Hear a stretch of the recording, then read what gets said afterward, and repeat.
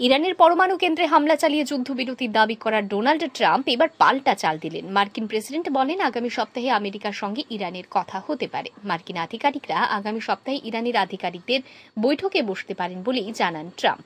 গত 13 জুন থেকে ইসরায়েলের সঙ্গে ইরানের যুদ্ধ শুরু হয়। 12 দিন ধরে চলে সেই যুদ্ধ। মঙ্গলবার ইসরায়েল এবং ইরানের সংঘর্ষ বিরতি ঘোষণা হতেই এবার পাল্টা সুর ট্রাম্পের গলায়।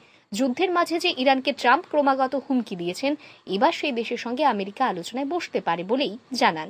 মঙ্গলবার ইসরায়েল এবং ইরানের মাঝে যুদ্ধবিরতি ঘোষণা হওয়ার 2.5 ঘন্টার মধ্যেই তেল আবিবের বীরসাভায় হামলা শুরু করে তেহরান, যার পরই ইসরায়েল ফের পাল্টা হামলার নির্দেশ দেয়, যার প্রেক্ষিতে ট্রাম্প দুপক্ষকেই সংঘর্ষ থামানোর কথা বলেন, বন্দুক ঘরে রাখতে বলেন, এমনকি দুই দেশ যুদ্ধ করে কি পাচ্ছে বলে একটি অপশব্দ ব্যবহার করেন ট্রাম্প। ইরান ইসরায়েলের যুদ্ধের মাঝে নেদারল্যান্ডের ন্যাটোর সম্মেলনে হাজির হন ট্রাম্প। সেখানেই তিনি বলেন, আগামী সপ্তাহে ইরানের সঙ্গে তার আলোচনায় বসতে পারেন তেমন সম্ভাবনা রয়েছে। তবে কবে বসবেন সে বিষয়ে কিছুই জানাননি মার্কিন প্রেসিডেন্ট। তবে ওই আলোচনায় একটি চুক্তি স্বাক্ষর হতে পারে বলেও জানান Trump. Bureau report, RE news.